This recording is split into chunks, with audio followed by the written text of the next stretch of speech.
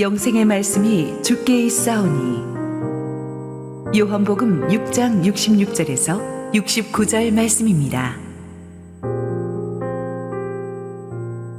그때부터 그의 제자 중에서 많은 사람이 떠나가고 다시 그와 함께 다니지 아니하더라. 예수께서 12제자에게 이르시되 너희도 가려느냐? 시몬 베드로가 대답하되 주여, 영생의 말씀이 주께 있사오니 우리가 누구에게로 가오리이까? 우리가 주는 하나님의 거룩하신 자이신 줄 믿고 알았사옵나이다. 할렐루야. 우리 하나님께 감사와 영광의 박수 올려드리겠습니다. 우리 축복된 주일, 우리 주님의 전에 나오신 모든 성도님, 우리 실시간 온라인 생방송으로 함께하고 계신 국내 모든 성도님들에게 하나님의 평강이 넘치도록 임하기를 축원합니다. 우리 함께 기도하시고 하나님 말씀 보겠습니다. 사랑하는 아버지, 은혜를 감사합니다. 세상에 찢기고 시달려서 너무나 지친 몸과 마음들이 오늘 주님의 은혜를 사모해서 이곳에 왔습니다. 우리 주님 말씀하시고 부족한 종은 온전히 감춰 주시옵소서. 예수님 이름으로 기도했습니다. 아멘. 베드로는 참 재미있는 인물입니다. 어떨 때는 크게 히트를 치기도 하지만 또 어떨 때는 대형 사고를 치기도 하는 참 지루하지 않은 인간미 넘치는 인물인 것을 우리가 알 수 있습니다. 사실 지난주에 우리가 예수님께서 제자들에게 가르쳐 주신 십자가의 제자도 이야기, 그 이야기도 사실 베드로 때문에 나오게 된 거예요. 베드로가 주님이 십자가로 가는 것을 막으려는 것을 주님께서 사탄아 물러가라 하시면서 베드로를 야단치셔가지고 그 다음에 나오게 된 티칭이거든요. 사실은 베드로를 통해서 주님은 모든 제자들을 각성시키신 거죠. 베드로가 이런 어처구니 없는 말을 했기 때문에 주님께서 내 제자들까지도 이런 잘못된 생각을 가지고 나를 따르고 있었구나라는 판단하에 제자도의 진수, 십자가의 티칭을 서둘러 말씀해 주셨다고 볼 수 있습니다. 우리가 주님의 제자가 된다는 것은 참 쉽지 않은 길입니다. 예수님의 제자는 주님에게 있어서 가장 중요한 십자가의 길을 가는 법을 배워야만 합니다. 십자가는 내 옛사람의 죽음입니다. 교육은 겸손에서 시작합니다. 나는 모르겠으니까 가르쳐 주십시오. 그렇지만 신앙은 죽음에서부터 시작합니다. 내 죄악된 옛사람은 도대체 수리가 불가능하니 완전히 죽이시고 성령의 새 사람으로 살려주십시오. 그래서 이 교육과 신앙은 차원이 다른 거예요. 마귀가 장악한 세상이 주님을 핍박했듯이 주님을 따르는 제자들도 세상의 핍박을 당하게 됩니다. 그게 십자가입니다. 우리가 뭘 잘못해서 당하는 고통이 아니라 주님을 제대로 따르기 때문에 오는 고통입니다. 그러므로 십자가는 원망하면서 지지 말고 기쁨으로 져야 합니다. 십자가의 길은 외롭고 힘들지만 순종하는 마음으로 십자가를 지면 또 십자가를 진 사람만이 알 수 있는 특별한 하늘의 은혜와 기쁨이 느껴질 줄로 믿습니다. 그래서 평생 내 십자가를 어떻게 지고 가나 했는데 십자가를 지고 가다 보면 중간에서부터 십자가가 나를 지고 가는 것 같은 느낌이 듭니다. 어느 순간 성령의 힘이 나를 돕고 있는 것을 느끼게 되거든요. 그래서 십자가를 지고 주님을 따르는 것이 어렵지만 그렇게 한 사람만이 느낄 수 있는 부활의 승리가 있는 줄 믿습니다. 12제자들이 처음으로 예수님의 십자가 메시지를 접해서 이제 마음을 좀 가라앉히고 고민했습니다. 그런데 문제는 예수님을 구름대처럼 따라다니던 군중들 속에서 열성 팬들이 있었어요. 주님의 제자는 아닌데 제자가 되고 싶어하는 사람들이었어요. 그들은 왜 이렇게 많이 주님을 따라다녔는가? 학자들은 기본적으로 한 수백 명 이상이 열성 팬들이었다고 추정합니다. 이 열성 팬들은 오병이어의 기적 때부터 확 불어난 사람들이에요. 5천 명을 먹이시는 기적을 보면서 수많은 이 열성 팬들이 주님 곁에 모여들어가지고 정말 지독한 열심으로 어디 가든지 주님을 따라다닙니다. 예수님이 어딜 가시면 배까지 빌려가지고 쫓아왔어요. 호수를 건너서 가버나움까지 쫓아온 극성 팬들입니다. 보통 세상 사람들은 인기가 이렇게 높아지면 좋아하겠죠. 연예인분들은 이렇게 강력한 팬덤이 구성되면은 BTS의 아미처럼 얼마나 든든합니다. 진짜 뭐 군대처럼 나를 지켜줄 것 같죠. 장사하시는 분들은 이렇게 아주 충성된 고객이 많으면 참 좋고, 정치인들은 이런 지지자들, SNS 하시는 분들은 팔로워 숫자가 많은 게 힘이 되죠. 우리는 이렇게 우리 주변에 사람이 모여들면 아주 기분이 좋습니다. 내가 하늘 끝 위에 오른 것 같습니다. 이들이 영원히 내 곁에 있어줄 것 같은 착각도 듭니다. 그러나 인기란 마약과도 같습니다. 언제든지 사라질 수 있어요. 그런데 딱 거기 도취했을 때는 이성을 잃어버리게 되죠. 그러나 예수님은 아니었어요. 예수님은 자기 곁으로 구름대처럼 몰려드는 제자들이 되고자 하는 이 팬들의 열심에 감동받지 않으셨습니다. 그들이 어떤 마음으로 주님을 따르는지 아셨기 때문입니다. 여러분도 사람들한테 인기 좋다고 너무 흥분하지 마시고 어떤 마음으로 그들이 내 옆에 모여드는지를 구별하셔야 돼요. 요한복음 6장 26절, 예수께서 대답하여 이르시되 내가 진실로 진실로 너희에게 이르노니 너희가 나를 찾는 것은 표적을 본 까닭이 아니요 떡을 먹고 배부른 까닭이로다. 예수님은 뭐 정확하게 그들의 속내를 꿰뚫어 보고 계셨습니다. 그들은 오병이어로 5,000명을 먹이신 주님의 기적에 매료되었습니다. 그때부터 그들은 예수님 따라다니면 앞으로 먹을 거 입을 거 걱정 하나는 없겠구나. 그리고 이 정도 능력을 가진 인물이면 우리가 조금만 힘을 실어드리면 장차 임금이 될 수 있지 않겠는가? 그럼 그가 로마를 몰아내고 새 정권을 세우면 그와 함께 고생했던 우리들은 다 호의호식하게 되겠지. 이런 시나리오를 머릿속에 그리고 예수님을 따랐던 거예요. 그러니까 그들은 예수님을 따르는 대가로 훗날 예수님이 자신들에게 성공이라는 야심을 채워줄 것으로 기대했습니다. 이걸 가리켜서 조건부 헌신이라고 합니다. 지금 주님 위해 고생할 테니 나중에 나를 잊지 마시오. 그거죠.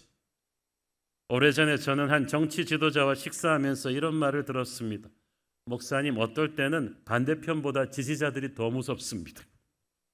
왜냐하면 당선되고 나서는 당신을 찍어줬으니까 당신은 이제 우리에게 뭔가를 해줘야 된다는, 반드시 청구서를 들이민다는 거예요. 그 청구서를 제대로 처리해 주지 않으면 얼마나 무섭게 지지자들이 안티로 돌아서는지 모른대요. 예수님께 몰려든 청중들도 마찬가지였죠. 예수님을 따르는 대가로 그들은 끊임없이 예수님에게 청구서를 들이밀 것입니다. 오병이어의 기적을 또 보여달라, 떡을 또 달라, 끊임없이 요구하겠죠. 자신들의 욕망을 채워줄 떡이 더 이상 주어지지 않으면 그들은 뒤도 안 돌아보고 주님을 버릴 사람들이었습니다. 그래서 예수님께서 그들에게 바로 십자가 복음 이야기를 들려주신 것입니다. 오늘의 본문이 나오기 직전 요한복음 6장 32절부터 58절까지의 말씀이 그 얘기예요. 그 요점을 정리하자면 예수님이 그들에게 전해주신 십자가 복음의 요지는 이렇습니다. 35절, 예수께서 이르시되 나는 생명의 떡이니 내게 오는 자는 결코 줄이지 아니할 터이요 나를 믿는 자는 영원히 목마르지 아니하리라. 너희들은 지금 육체의 떡을 더 달라고 찾아왔지만 이 떡은 금방 사라질 것이다. 내가 생명의 떡이다. 이 생명의 떡을 먹는다는 것은 예수님을 믿는다는 거죠. 너희들이 지금 육체의 떡을 먹고 잠시 배부른 것보다 영원한 생명의 떡이신 예수님을 믿고 영원히 사는 것이 중요하다. 이 포인트였는데 그들은 잘 못 알아들었어요. 잘 못 알아들으니까 예수님께서 다른 방법으로 설명하십니다. 요한복음 6장 53절, 예수께서 이르시되 내가 진실로 진실로 너희에게 이르노니 인자의 살을 먹지 아니하고 인자의 피를 마시지 아니하면 너희 속에 생명이 없느니라. 굉장히 충격적인 비유법입니다. 얼핏 들으면 이건 뭐 식인종도 아니고 어떻게 뭐 주님의 살을 먹고 피를 마신다, 이게 무슨 얘기입니까? 이 표현은 예수님께서 영원한 생명을 주시기 위해 우리를 위해 십자가에서 죽으셨다는 뜻이죠. 그래서 예수님의 살과 피를 먹는다는 것은 그 십자가 보혈의 은혜를 앞에 나와서 예수님의 십자가 복음을 믿는다는 것을 뜻합니다. 그 복음을 믿는 순간 성령께서 우리 안에 들어오셔서 우리의 삶을 새롭게 변화시켜 주시는 것입니다. 이 사실이 간단하지만 얼마나 중요한지 모릅니다. 수많은 사람들이 예수님을 따라다녔지만 그들이 다 구원받는 것은 아닙니다. 그들은 예수님의 설교를 듣고 고개를 끄덕이긴 했지만 그들이 다 구원받은 건 아닙니다. 많은 기적을 보고 감탄하긴 했지만 그들이 다 구원받은 건 아닙니다. 예수님의 십자가의 복음을 그들의 마음속으로 받아들여야 구원받은 거예요. 지금도 그렇습니다. 수많은 사람들이 교회 주차장을 밟고 들어옵니다. 그래서 교회 와서 설교 들으면서 간혹 고개도 끄덕이고 교회 사는 프로그램에 참여하기도 하지만 그게 핵심은 아니죠. 믿음의 핵심은 십자가의 복음입니다. 이 복음이 나를 위한 것임을 깨닫고 무릎 꿇고 엎드려 십자가의 보혈로 내 죄가 사해졌음을 고백할 때 우리는 비로소 구원의 은혜를 체험하게 되는 것입니다. 영원한 생명을 선물로 받게 되고 그때부터 그가 진짜 교인이 되는 거죠. 크리스천이 되는 거예요. 그런데 이 십자가의 메시지가 빨리 현실의 문제를 해결해 달라는 그 당시 군중들의 기대와는 너무나 어긋나는 것이었기 때문에 그들은 예수님의 말씀을 들으니까 그냥 싸한 분위기가 됐어. 그리고 사건이 터진 거죠. 60절 보십시오. 제자 중 여럿이 듣고 말하되 이 말씀은 어렵도다. 누가 들을 수 있느냐 한데, 여기서 제자는 12제자가 아니고 제자가 되고 싶었던 수많은 팬들을 말합니다. 그들은 말씀이 어렵다. 이거 누가 받아들일 수 있느냐고 했는데 못 알아들어서 못 받아들인 게 아니고 마음이 강팍해져서 못 받아들인 것입니다. 그들의 욕심을 채워달기를 원했는데 예수님은 영원한 생명을 말씀하셨으니까 마음이 콩밭에 있으니까 이 복음을 받아들일 수가 없어요. 61절 예수께서 스스로 제자들이 이 말씀에 대하여 수군거리는 줄 아시고 이르시되 이 말이 너희에게 걸림이 되느냐? 즉 이 말이 실망이냐? 기대처럼 안 돼서 실망이냐? 주님은 알고 계셨어요. 세상적인 욕망으로 가득 차가지고 십자가 복음을 들으면 이게 복음이 튕겨나가요. 계속 혼란스럽고 시험이 듭니다. 그래서 안타까우셨던 주님께서 계속 말씀하십니다. 62절 그러면 너희는 인자가 이전에 있던 곳으로 올라가는 것을 본다면 어떻게 하겠느냐? 인자가 이전에 있던 것은 천국이죠. 주님께서 십자가에 못 박혀 죽으시고 부활하시고 천국으로 승천하시는 것을 본다면 너희의 의심이 씻어지겠느냐? 이렇게 물어보신 거죠. 눈앞에 보이는 떡밖에 모르는 너희들이 모르는 엄청난 영적인 세계가 있다. 나는 십자가의 죽음과 부활을 통해서 이 영의 세계를 하늘의 문을 너희에게 열어줄 것이다. 육체의 떡과는 비교가 안 되는 영원한 생명을 너희에게 줄 것이다. 그때까지 너희들이 떠나지 않고 나와 함께 있다면 이 영원한 축복을 누리게 될 것이다. 예수님께서 안타까우셔서 그들에게 말씀하셨습니다. 63절 살리는 것은 영이니 육은 무익하니라. 내가 너희에게 이른 말은 영이요 생명이라. 살리는 것은 영이니 너희들이 그토록 원하는 육의 떡은 눈에 보이는 것이라서 금방 부패하고 사라질 것이다. 진짜 중요한 건 너의 영혼이 사는 것이다. 왜 잠시 있다 사라지고 말 세상의 떡에 그렇게 도취되어 가지고 안절부절을 못하느냐? 영혼을 놓치고 있는 게 너무 안타깝다는 예수님의 마음이셨어. 그렇지만 이미 욕심에 눈이 멀어 있던 군중은 주님의 마음을 끝까지 몰라 주었습니다. 66절 오늘 본문입니다. 그때부터 그의 제자 중에서 많은 사람이 떠나가고 다시 그와 함께 다니지 아니하더라. 군중이라는 게 이렇게 매정합니다. 그렇게 오빠 부대로 환호하던 사람들이 자신들의 욕구를 채워달라는 그런 요구가 받아들여지지 않으니까 금방 믿음이 식습니다. 오늘날도 보면 하나님이 자신들의 욕망을 충족시켜주는 도구가 아니라는 것을 알았을 때, 하나님을 자신들의 입맛대로 조종할 수 없다는 걸 알았을 때 시험이 듭니다.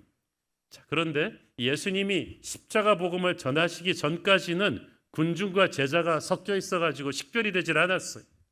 다 같이 찬양하고 다 같이 예배드리고 다 같이 주님과 함께 다니기 때문에 누가 누군지 모르겠는데 이 십자가 복음이 선포되는 순간 군중은 썰물처럼 빠졌어요.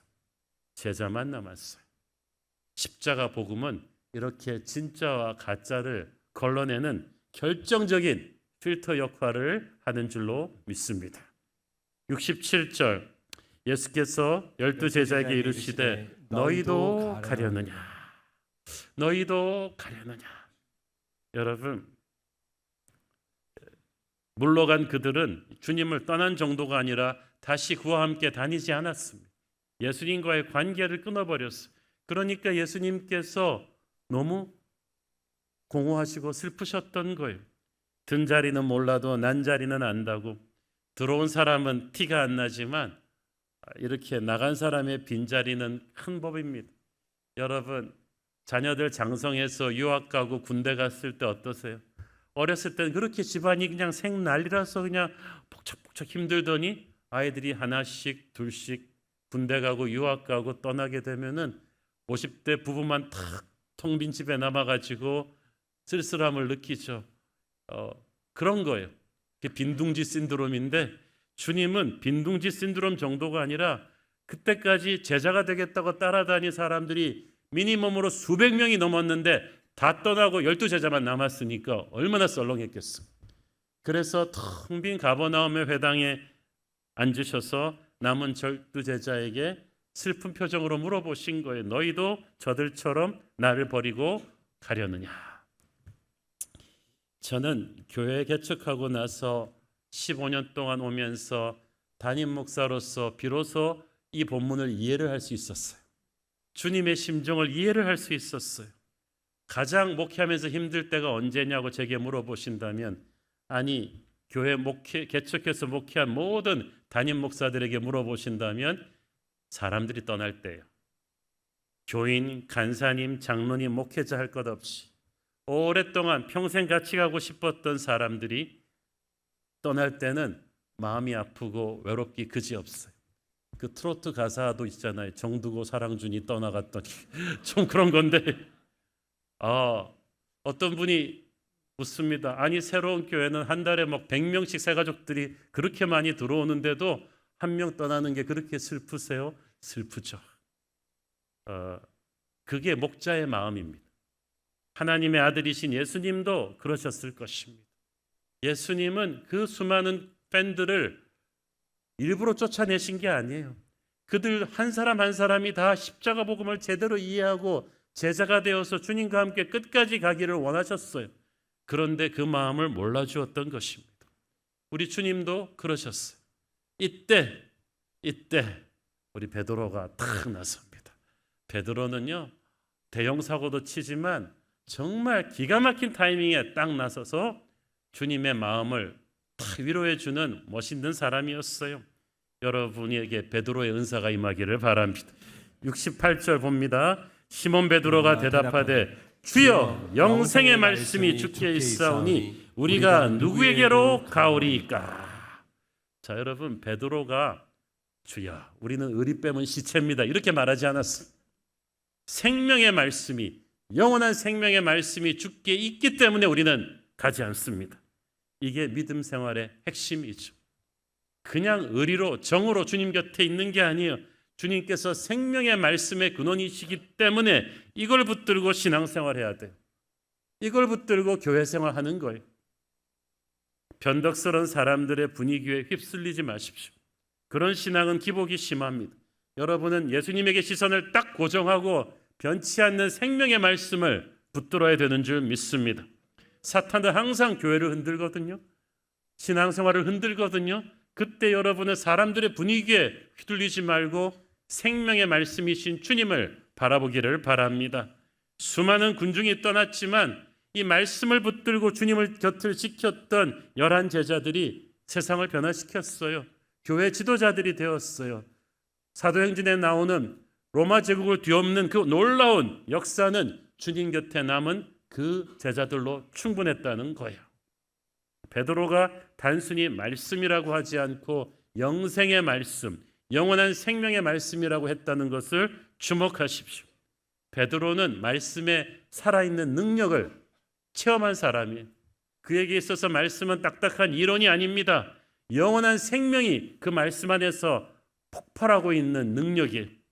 이 땅의 육체적인 생명을 뛰어넘는 영원한 하늘나라의 생기가 그 말씀 안에 담겨 있고, 그 말씀을 여러분이 오늘 믿음으로 받을 때 하늘의 생명이 여러분에게 들어오는 줄 믿습니다. 이 하늘의 생명력이 말씀을 통해 우리에게 들어올 때 축 늘어져 있던 영혼이 다시 살아나는 거예요. 자살하고 싶었던 마음에 다시 산소망이 생기고, 깨어지기 직전의 가정이 다시 회복되고, 한 마을과 나라가 살아나는 역사가 이 생명의 말씀으로 인해 일어나는 줄 믿습니다. 베드로는 주님 곁에 그동안 있으면서 이 말씀의 능력을 체험한 사람이죠. 외국의 주재원이나 유학이나 이민 가시는 분들 혹은 지방으로 이사 가시는 성도들이 종종 이 질문을 합니다. 제가 어디로 가는데 목사님 어떤 교회를 찾아가야 합니까? 사람마다 저도 아는 분들이 목회하는 교회들이 전 세계에 있지만 사람마다 자기에게 맞는 교회를 선택하는 기준이 있을 거라서 좀 말하는 것이 조심스럽습니다. 하지만 제가 딱 하는 말은 아무리 작은 교회를 간다고 해도 여러분이 말씀을 통해서 은혜 받는 교회를 선택하세요. 결코 우리 친인척이 개척했으니까 내 아는 친구가 목회하니까 좀 머리 숫자라도 채워주겠다는 동정심으로 교회를 다니지 마세요. 오래전에 제가 필그림 하우스에 기도하러 갔을 때, 제가 필그림 하우스를 가서 기도를 많이 하다 보니까 거의 이동원 목사님보다 더 자주 다니는 경향이 있어요. 그래서 저는 가끔가다 처음 오는 목사님들 투어 가이드도 해요. 여기서 이렇게 하시고. 근데 거기서 만난 한 경기도 신도시 근처에서 개척해서 아주 목회를 열심히 잘하고 있는 젊은 목회자를 우연히 만난 적이 있습니다. 저는 그렇게 파이팅이 넘치는 젊은 후배 목사님들하고 대화하는 걸 참 좋아합니다. 그분이 하는 말씀이, 목사님, 처음에는 제가 대형교회에서 부교역자로 섬겼는데 거기서 수십 명 성도들이 개척교회 도와주시겠다고 와주셔서 너무 든든하게 생각했습니다. 그분들이 하시는 말씀이, 젊은 목사님이 교회 개척하시니까 저희들이 도와드리겠습니다. 제가 자리라도 채워드리겠습니다 라고 하셨는데, 정말 시간이 지나다 보니까 정말 자리 채워주러 오신 분들이지 제 말씀에 은혜 받는 분들이 아니었다는 거죠.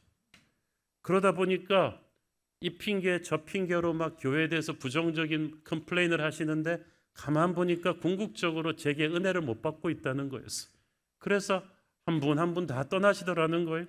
남은 분들이 누구냐? 교회 개척한 후에 교회에 와서 진짜 부족하지만 이 목사님의 말씀에 은혜 받고 정착한 소수의 성도들, 이분들이 진짜 교회의 구성원이 되더라는 것입니다. 그 뒤부터 자기는 큰 교회에서 부교역자로 섬기던 친구나 후배들이 교회 개척할 때는 꼭 그 얘기한대요. 너무 많이 도와주러 따라 나오지 말라고 부탁해라. 왜냐하면 당장은 좋을지 몰라도 내게 은혜를 받지 않는, 내게 생명의 말씀이 있다고 믿지 않고 그냥 불쌍하니까 도와주러 오신 분들은 반드시 교회에 문제를 일으키고 떠나기 때문이라는 거예요. 그 말을 듣고 저도 깨달은 바가 많습니다. 그래서 저도 성도들한테 친지가 개척한다거나 아는 분이 개척하니까 자기가 가서 머릿수라도 채워주겠다는 분들한테 꼭 그렇게 조언합니다. 그 착하신 마음은 제가 높이 삽니다마는 1년 이상 계시지 마십시오. 왜냐하면 그건 그 목사님에게 예가 아닙니다. 아무리 작은 교회 목사라도 그 종을 통해서 주시는 생명의 말씀이 나를 살리고 있다는 걸 우리가 확신을 해야 교회를 섬기는 일꾼이 되죠. 그게 교회를 선택할 수 있는 기준이죠. 양들은 제대로 된 꼴을 먹여주지 않는 목자에게 좋은 감정을 가질 수가 없어요. 그거는 교회를 선택하는, 동정심은 교회를 선택하는 기준이 될 수가 없어요. 베드로가 주님에게 한 고백처럼 그래도 생명의 말씀을 내가 여기 통해서 받겠다, 이런 확신이 있어야 정말 신실한 일꾼이 될 수가 있습니다. 베드로가 그리고 말합니다. 우리가 누구에게로 가오리까? 이 말에는 세 가지 의미가 있어요. 첫째는 우리는 주님 곁에 끝까지 남을 겁니다. 여러분, 이거 쉽지 않아요. 사람들이 대부분 떠나기 때문에, 인간은 사회적 존재이기 때문에 무엇이 옳다 그러냐보다 무엇이 대세냐 이걸 자꾸 보거든요.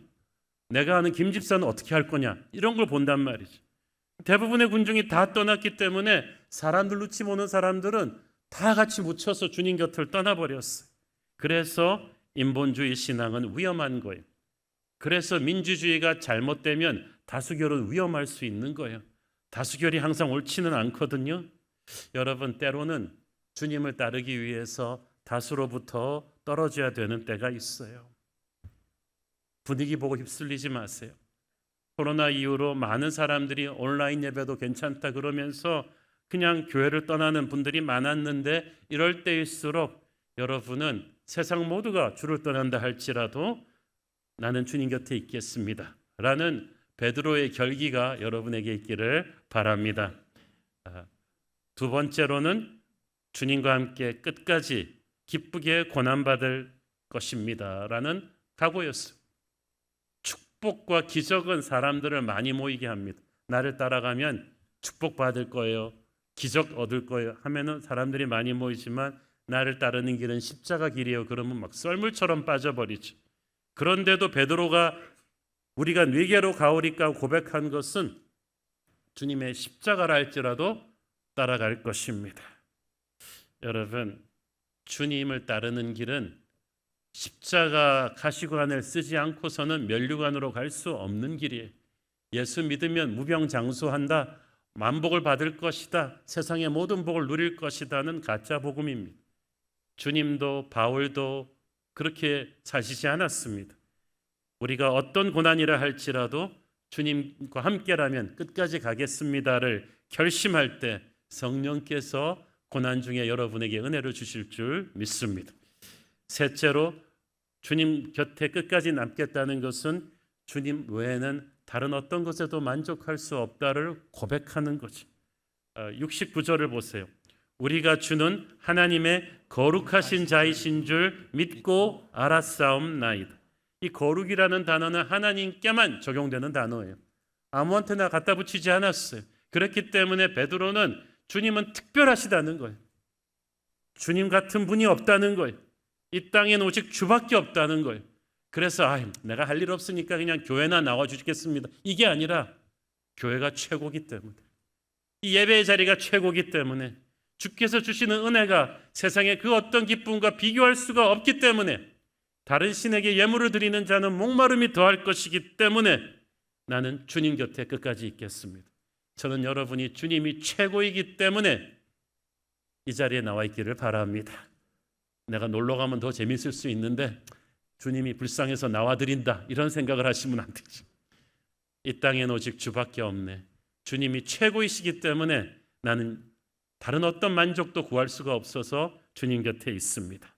이 고백을 하는 거예요. 그래서 베드로는 참 말실수도 많이 하고 사고도 많이 쳤지만 멋있는 사람이에요. 주님을 격려해 드릴 줄 아는 사람이거든요. 그래서 수제자가 되는 거예요. 예수님이 너무나 외롭고 쓸쓸하셨던 순간에 이런 확신에 찬 신앙 고백으로 주님을 격려해 드릴 줄 아는 사람이었습니다. 오래전에 미국에서 제가 시카고 지역에서 미국 전역에서 목사님들이 모였던, 한 수천 명 목사님들이 모였던 그 집회에 참석했던 기억이 납니다. 그때 주강사 중에 한 분이 우리 모두가 존경하는 수십 년 동안 미국 교회의 영적인 지도자요, 수많은 기독교 베스트셀러 작가였던 분인데, 그분이 이제 목회 간증을 하신 얘기를 들었어요. 그런데 그 훌륭한 분도 몇 번씩 목회를 그만두고 싶은 위기가 있었다고 합니다. 자기 교회 아주 질 나쁜 스태프들이 문제를 일으키면서 목사님에 대한 거짓된 나쁜 소문을 막 퍼뜨려 가지고 문제는 많은 착한 교인들을 시험 들게 해서 끌고 나가 버렸대요. 그래서 이 목사님이 너무나 좌절감에 빠져서 힘이 들었는데, 어느 날 주일 예배 끝나고 이 홀웨이에서 어떤 신실한 집사님 한 분을 만났어요. 근데 그 집사님이 목사님 손을 붙들고 이렇게 얘기하시더라는 거죠. 제가 아직도 그 영어 표현이 기억납니다. Pastor, don't worry, we're not going anywhere. 걱정 마세요, 목사님. 우리 아무데도 안 가요. 저하고 우리 가족은 죽기 일보 직전에 이 교회에 와서 목사님을 통해 전해지는 복음을 듣고 인생이 변했어요. 우리가 어디 가겠어요, 목사님? 우리는 목사님 곁에, 교회 곁에 있을 거예요. 용기를 내세요. 이 목사님이 그 말에 눈물이 왈칵 쏟았다고 합니다. 보통 자기가 설교하고 위로했는데 이 교인을 통해서 하나님이 자기를 위로해 주셨다는 거예요. 그래서 다시 일어나서 교회를 안정시키고 다시 부흥을 주도할 수 있었다고 합니다. 저도 비슷한 경험이 몇 번 있었던 기억이 나요. 그래서 평소에는 인식하지 못했던 분들이 교회에 위기가 오고 힘들었을 때 저는 목사님 곁에, 교회 곁에 있을 것입니다. 생명의 말씀이 이 교회를 통해 흘러나왔기 때문이죠. 저는 군중이 떠났을 때 주님께서 어떤 마음이셨는지 조금만 이해가 갈 것 같습니다. 주님께서 12제자를 돌아보시며 너희도 가려느냐? 고 물으신 것은 주님도 마음이 무쇠가 아니시기 때문이에요. 마음이 아프시기 때문입니다. 여러분, 하나님이 은근히 마음이 굉장히 여린 분입니다. 그러니까 여러분은 하나님의 마음은 무쇠 심장이라고 그렇게 하나님한테 막 해도 되는 거 아니란 말이죠. 사실 우리 생각에 하나님은 전능하신 분인데 하나님이 우리를 위로해 주셔야지 뭐 언감생심 우리가 하나님을 위로해 드려야 되나? 그러나 그렇지 않아요. 찬송가 가사 중에 그거 있잖아요. 주님도 때로는 울기도 하셨네. 날 주관하셔서 뜻대로 하소서. 저는 이 기가 막힌 찬송가 가사를 누가 썼는지는 몰라도 바로 이때 주님의 겟세마네에서 주님을 본 제자의 마음으로 또 사람들이 주님을 떠날 때 바라보았던 베드로의 마음으로 쓴 찬송 같아요. 저도 가끔씩은 우리 주님께서 우리가 드리는 고백에 위로받으신다고 믿습니다. 하나님은 세상을 너무나 사랑하시는데 세상 사람들은 하나님의 마음을 너무 몰라주고 나이트클럽은 그렇게 빽빽하게 가면서 그렇게 주님의 몸된 교회는 떠나는 청년들이 많고 마음이 아프세요. 회개하고 돌아오라는 시그널을 아무리 보내도 잘 돌아오지를 않아요. 한때 주님을 따랐다가도 세상 쾌락을 쫓아 떠나간 사람들도 얼마나 많습니까? 그렇지만 베드로처럼 세상이 뭐라 해도 끝까지 주님 곁에 있으면서 믿음 지키겠다는 소수의 용사들이 있죠. 그런 사람들이 주님께 이렇게 충성을 고백할 때 우리 주님 감격해 하신다고 믿습니다. 저는 여러분과 제가 그런 사람들이기를 바랍니다. 주님은 이 남은 자들을 선택하셨어요.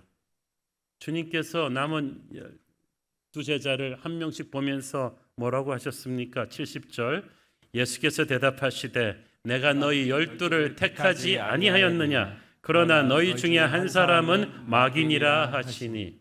그 마귀라고 불리는 사람은 가룟 유다겠죠. 근데 중요한 건 내가 너희 12를 택하지 아니하였느냐. 베드로가 의리가 있어서 주님 곁에 있는 게 아니에요. 사실 이 말하고 얼마 안 돼서 베드로는 겟세마네 동산에서 주님 버리고 도망갔죠. 인간적인 의리의 한계예요. 그렇지만 그 베드로가 다시 어떻게 제자가 됩니까? 우리 주님이 다시 붙들어 주셨기 때문이에요. 결국 우리를 끝까지 주님 곁에 남게 하는 것은 우리 자신의 의지가 아니었어요. 주님이 우리를 택하셨고 택하신 자를 주님은 반드시 붙들어 지켜주시기 때문이에요. 넘어져도 다시 돌아오게 돼 있어요. 우리는 주님의 택하심으로 끝까지 남은 거지 우리의 의리로 남은 게 아니거든요. 그래서 이게 믿음 생활의 핵심입니다. 내가 주님 손 잡는 게 아니라 주님이 내 손 잡는 거예요. 아발론의 CCM 가사에 그런 게 Can't Live a Day라는 아주 멋있는 찬양인데 그 가사의 한국어 번역에 그게 있어요.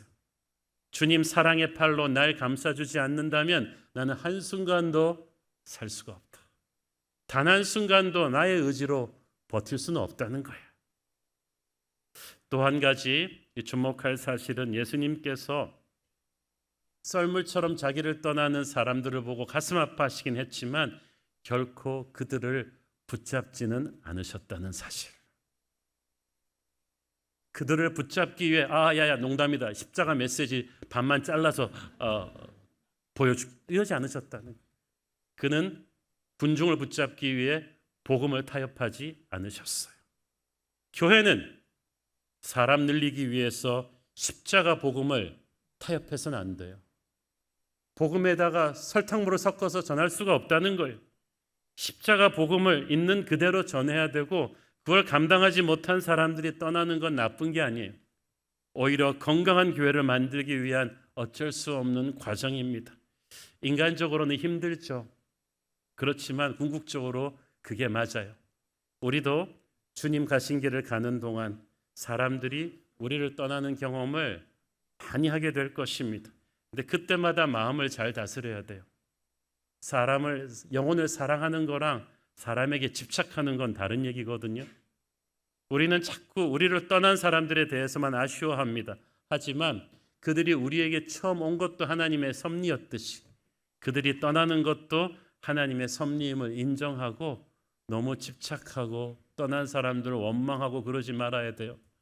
나를 버리고 떠나는 님은 심리도 못 가서 발병 나버려라 뭐 이런 그렇게 해서는 안 된다는 거지. 그냥 축복하고 보내는 거예요. 그리고 남은 자들을 보십시오. 하나님은 어제 하나님이 아니라 오늘의 하나님이십니다. 떠난 자들의 하나님이 아닌 지금 내게 남은 자들의 하나님이십니다. 이 남은 자들로 충분하다고 하세요. 수백 명 떠나고 12명 남고 그중에 1명 배신하고 11명만 남았지만 그 11명이면 충분했어요. 초대교회 불같은 성령의 바람을 일으키고 전 세계에 사도행전적인 부흥을 일으키는 초석으로 쓰기에 딱 11명이면 충분했다는 거예요. 여러분, 수류탄 수백 개 있는 것보다 이 조그만 핵폭탄 하나 있는 게 훨씬 파워풀하잖아요. 교회는 숫자로 승부하는 게 아니라 십자가 복음을 끝까지 붙잡고 주님 곁에 남은 제자들로 인해서 살아나는 줄 믿습니다. 주님께서 우리에게 아무도 남겨주시지 않고 싹 다 가져가 버리시진 않아요.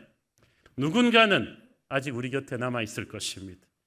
여러분에게 남아있는 사람을 영의 눈으로 자세히 보십시오.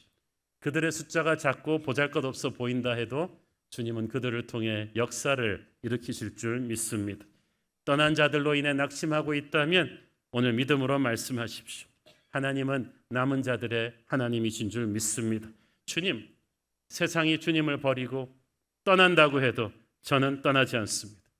저는 여기 있습니다. 생명의 말씀이 여기 있으니까 저도 여기 있습니다.